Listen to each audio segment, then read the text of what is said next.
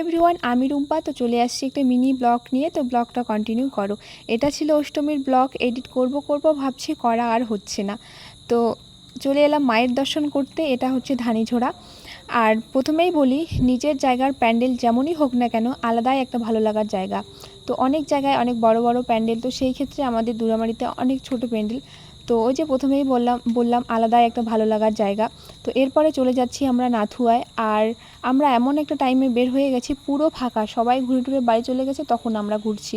আর প্রচণ্ড পরিমাণে গরম ছিল, তাই একটু লেটেই বের হয়ে গেছি আমরা। আর সবাইকে ছবি তুলে দিতে দিতে এমন অবস্থা যে ব্লগটা আমি কন্টিনিউ করতেই পারছি না। তো এইদিকে আমরা দোকানে খাবো, খাওয়া দাওয়া করার পর আবারও ঘুরবো। তো চলো দেখাচ্ছি পুরো ফাঁকা প্যান্ডেল।